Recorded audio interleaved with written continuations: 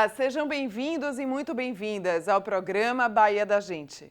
Aqui nesse programa, nós contamos a história de personagens baianos, cujas trajetórias marcam a cultura da Bahia e refletem diversos cantos do Brasil e do mundo, e que, de alguma maneira, influenciam e transformam a vida de muita gente.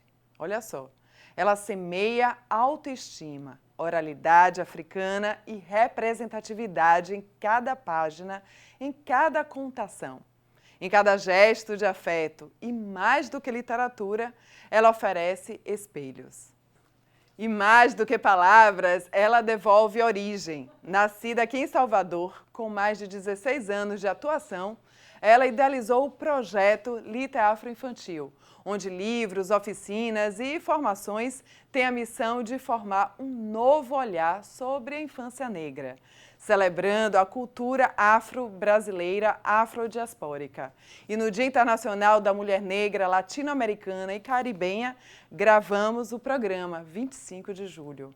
A presença dela representa potência, ancestralidade, resistência e renovação. Com vocês, no Bahia da Gente, hoje, a escritora, educadora e contadora de histórias, Nini Kemba Nayo. Nini, eu falei esse nome certo, ou mais ou menos? Bem-vinda. Obrigada, olá, Samile. Agradeço. Tá sim, tá 90% certo. Fale certinho, então. Só o sobrenome que é Nayo, não é Nayo. Nayo. Mas as pessoas não estão acostumadas, então ainda não, né? acaba tendo isso mesmo, mas tá Mas valendo. esse foi seu nome na certidão de nascimento. Como é que foi? Como é que surgiu o nome? Então, Samile, esse não é o meu nome na certidão, Sim. né? Mas, entendendo a história da gente, né? Entendendo que o nome é muito importante e que nós fomos privados e privadas de termos, por exemplo, os nossos sobrenomes dos nossos ancestrais, trazidos forçadamente do continente africano. A gente entende que alguns sobrenomes que temos hoje são frutos, né, daqueles donos dos escravocratas e tal. E numa perspectiva política pan-africanista, afrocêntrica, algumas pessoas que seguem essas perspectivas se rebatizam, escolhem ou recebem, né, até de presente, nomes africanos. E assim foi comigo, uma época da minha vida que eu estava em contato com a espiritualidade de matriz africana. Esse nome chegou para mim e eu o adoto hoje bonito, socialmente. Viu? Que lindo, lindo mesmo. Obrigada. Como é que surgiu a Lite Afro-Infantil? Como é que surgiu essa ideia sua de fazer? Que bom, viu? Então, a Lite Afro-Infantil, ela surge da necessidade de eu compartilhar com o mundo literatura negra de qualidade positiva e como atuar com essa literatura em sala de aula, sobretudo na educação infantil. Desde 2006, eu atuo em sala de aula com a educação infantil e a literatura sempre fez parte da minha vida. Quando eu começo a me entender enquanto uma mulher africana, enquanto uma mulher negra em diáspora, eu busco essas referências. E a gente sabe que na literatura, toda ela, nós não estamos, as pessoas negras não estão presentes. E quando estavam as crianças negras, elas estavam em um lugar de subalternidade, né, com imagens estereotipadas. Sim. Então eu comecei a buscar nos sebos de Salvador, né, literatura negra que trouxesse a imagem positiva das crianças. Comecei a encontrar alguns, né, e a levar para a sala de aula, trabalhar com essa literatura.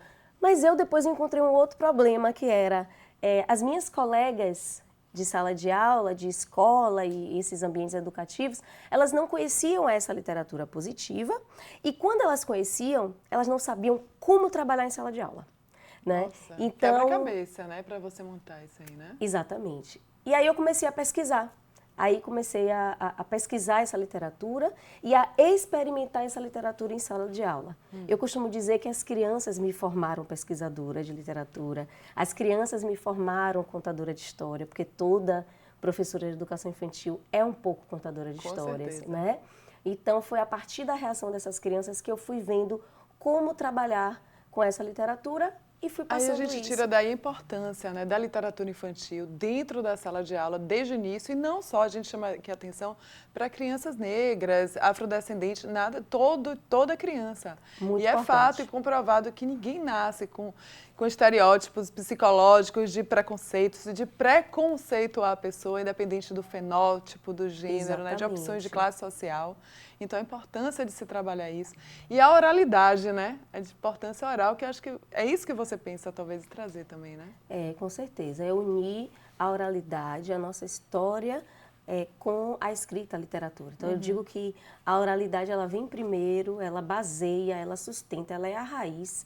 E a literatura, ela faz um apoio, né, junto com a oralidade, hoje em dia. Mas se a gente não souber o que fazer com essa literatura em sala de aula, não adianta. E é aí que nasce a Liteafro Infantil em 2018, né, para trabalhar com a formação de professores que eu já fazia em muitas escolas, né, e compartilhar o que eu estava conhecendo. E como é que tem sido essa aceitação nas escolas? Como é que tem sido essa troca? Então, a gente sempre tem um pouco de resistência, mas eu sempre faço parcerias com aquelas escolas educadoras, gestoras, coordenadoras que já entenderam a importância desse trabalho, né? Então, a gente faz parceria, a gente vai até as escolas, eu recebo convites, né? Ótimo. Porque a Liteafro está ali mostrando o trabalho, então chega até as pessoas e as pessoas que entendem essa importância chegam até a mim para me convidar. E também através dos meus projetos, porque eu sou produtora cultural. Então, eu escrevo projetos e aí consigo ir até as escolas e outros espaços oferecer. Você falou que uma das primeiras dificuldades foi essa, não só esse acervo todo, essa fonte de pesquisa toda que você teve, mas também como trabalhar quem vai para a sala de aula, né? Os professores. Isso você já está conseguindo, né? Já tem uma aceitação, já tem um grupo de professores. Como é que é isso? Isso. Quando chegou em 2019, eu montei a oficina de contação de histórias pretas, literatura de Herê. E montei também o curso de educação afrocentrada, porque eu trabalho com a perspectiva afrocentrada, né? Então, durante toda a pandemia, eu trabalhei com essas formações online, né? E foi, assim, muito incrível. Eu consegui receber convites para fazer formação de professores em escolas em Fortaleza, no Rio de Janeiro, São Paulo, né? Quando passou a pandemia, eu comecei a viajar, sobretudo dentro da Bahia. Então, eu fui para o IFBA do Ceabra, né? Eu fui para algumas escolas no interior, sempre sou convidada para participar de feiras literárias, então eu faço oficina nessas feiras, os projetos das outras pessoas também eu trabalho.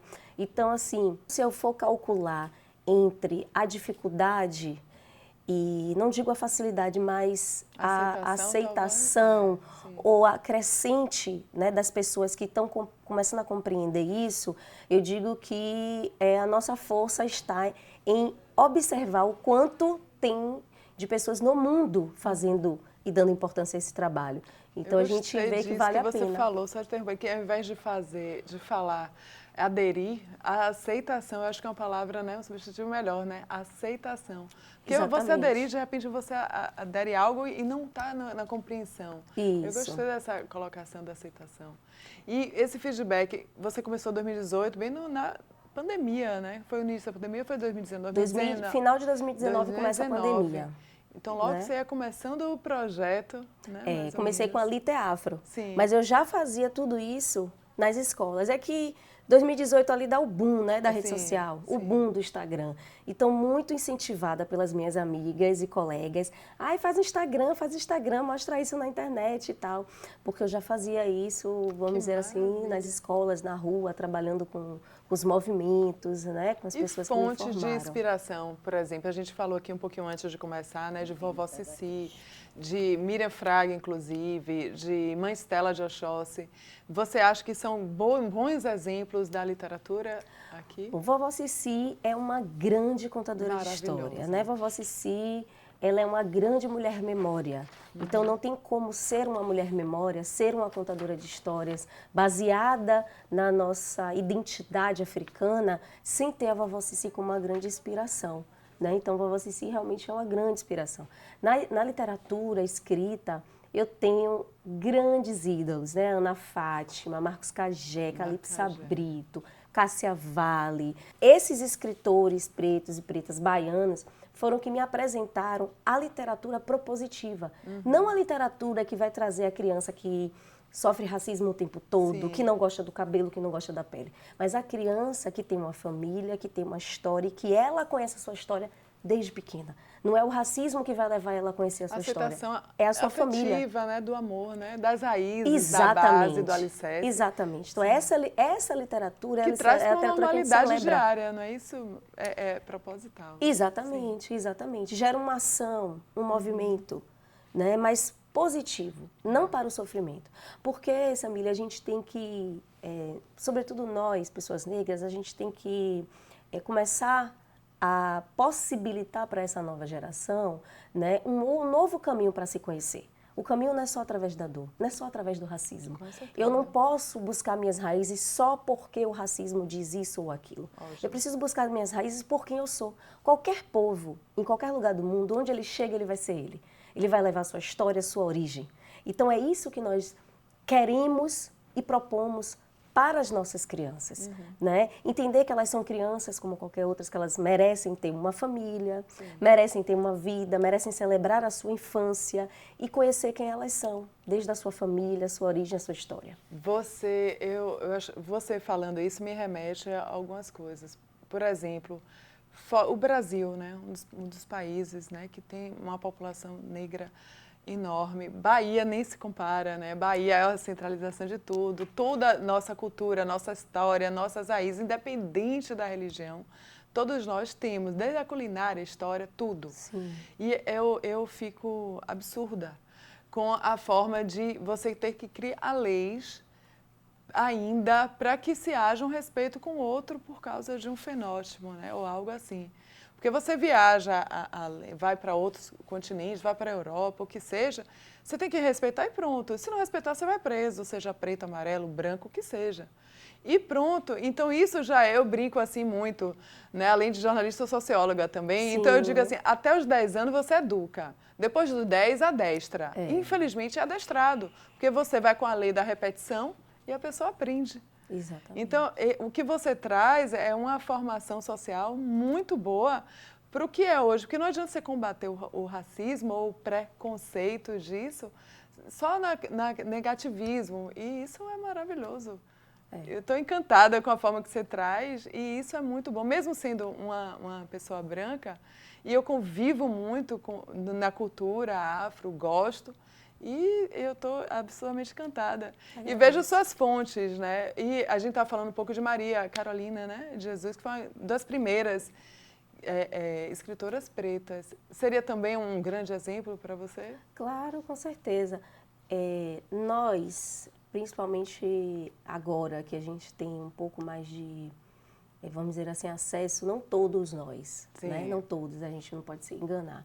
Mas agora a gente está conhecendo, né, muitas pessoas, muitas mulheres e homens negros e negras que já estavam fazendo história, escrevendo, falando sobre isso, mas a gente não tinha a rede social, a gente não tinha o acesso.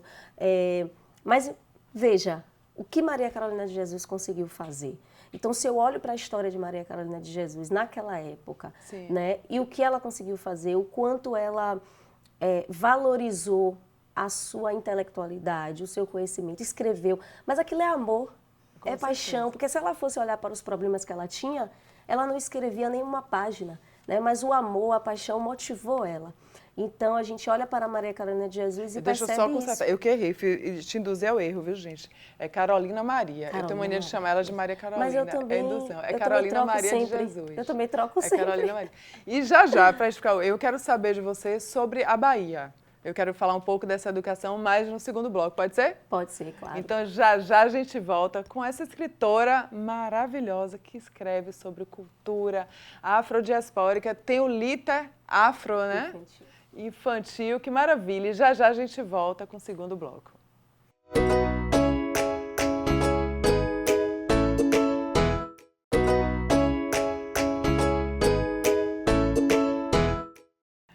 Voltando aqui com o segundo bloco do programa Bahia da Gente, com essa grande escritora, educadora, Nini Kemba Nayo. Falei certo? Certíssimo, Ai, arrasou. ainda bem. Valeu, obrigada.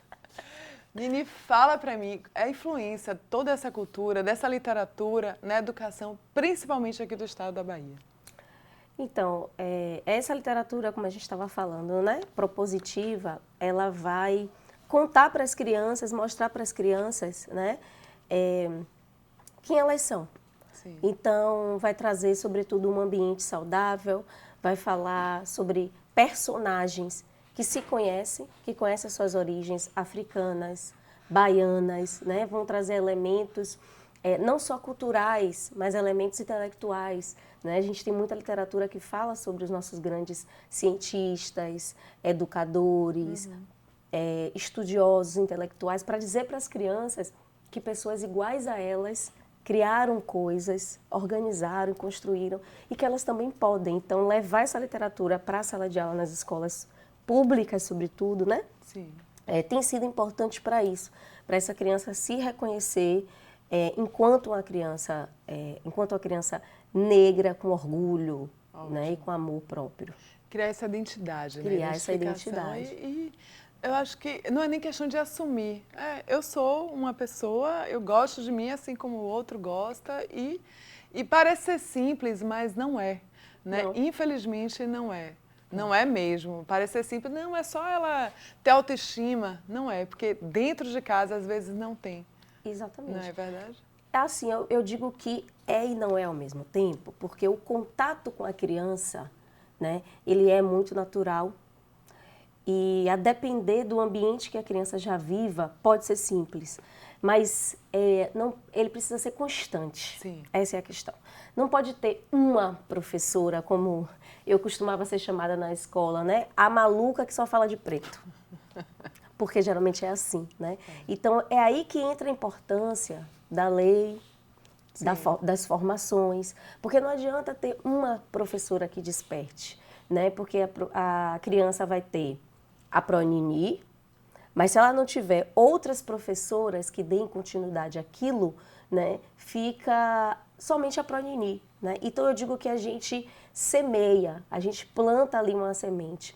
E é incrível, Sami, porque essas crianças estão só esperando essa professora maluca que só fala de preto, como a gente é chamada. Muitas outras professoras são tratadas assim. Né? Então, quando a gente tem formação de equipe, quando a gente tem leis, quando a gente tem literatura que as escolas compram, consomem, nós vamos ter um conjunto, uma equipe de educadores que entende como tratar esses temas. Perceba, a Lei 10.639, ela altera a LDB. A LDB é a lei máxima da educação, né, da educação básica. Então, ela não vem para ser um tema transversal, ela não vem para ser tratada em novembro como um tema bonitinho de comemoração, não. Ela é para estar atravessada durante todo o ano, em todos os conteúdos, em todas as disciplinas. Não adianta ter uma data específica que celebre e que as pessoas não sabem nem o quê. Porque não é sobre isso, é sobre uma formação de vida. Né? E se é sobre a formação de vida, desde quando você fala da origem do mundo, você precisa estar falando de onde isso veio. E isso veio do continente africano, isso veio de pessoas pretas. Né? Então é preciso que todo mundo conheça, porque essa é a verdade, a história está aí. Né?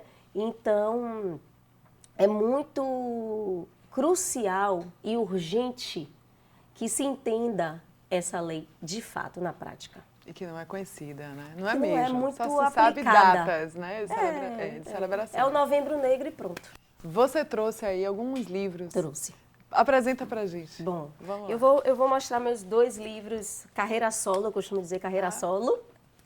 O primeiro é esse, De Onde Você Veio, Odé, que eu publiquei em 2021, né? Esse livro, De Onde Você Veio, Odé, ele é um livro para celebrar essa identidade e o reconhecimento das crianças negras a partir da sua história africana. Então, esse menino, Odé, ele mora ele vem de Angola, né, morar em Salvador, e quando chega em Salvador, em uma escola nova, ele se depara com algumas crianças que se parecem com ele. E a partir daí começa a aventura dele, das crianças perguntando de onde ele veio, porque ele tem a pele escura, porque ele tem o cabelo crespo, porque ele tem um nariz parecido com um deles. E aí tem uma música que ele canta para as crianças, né? E nesse livro eu trago... E a ilustração trago... foi de... Bom, quem escreveu esse livro junto comigo, eu já vou mostrar aqui, Ótimo. esse artista maravilhoso, Edson de Souza, né? Porque o ilustrador também é um escritor. Edson de Souza fez essas ilustrações lindas, né? Aqui eu trago o mapa de alguns dos 3 países por onde Odé passou, por onde Odé morou. Angola, Guiné-Bissau, Moçambique. Viajou, não foi, Odé? Exatamente. E no final do livro a gente traz um glossário, onde eu trago alguns elementos culturais de Angola, Guiné-Bissau e Moçambique, e também algumas palavras no idioma quimbundo e iorubá, que estão presentes no livro, né? A minha intenção, meu objetivo é que o livro, a literatura, ele seja uma fonte de entretenimento, mas mais do que isso, seja uma fonte de pesquisa já para as crianças desde pequena. Que elas saibam que ali elas vão se divertir, elas vão ver as ilustrações, vai ter música, mas que ali ela vai poder saber quem ela é. A identidade. Conhecer de onde ela veio. Maravilha. Né? E esse é a Baiomi, um encontro precioso, publicado em 2024, Sim. que celebra a existência de uma mulher negra, nordestina, maranhense, a Lena Martins. Bonita. A Lena Martins, que criou uma técnica de amarração de uma boneca preta e deu o nome de Abaiomi, né? Eu trago aqui a história da Lena Martins, também com a intenção de celebrar essa mulher negra que ainda está viva, celebrá-la em vida. Com certeza. E também trazer uma história, Sami, contrária ao que está no imaginário das pessoas. As pessoas conheceram a história da boneca Abaiomi dizendo que era uma boneca que foi trazida, que foi construída dentro dos navios negreiros, as mulheres africanas rasgando as suas roupas e amarrando. Essa história se espalhou, né? Sim, que maravilha. E aí a gente, como pesquisadora, entendendo o que certas histórias causam na vida de uma criança, nós percebemos que essa é uma história que romantiza a escravização e que não tem veracidade histórica, né, de diversos pontos, né, não tem uma veracidade histórica.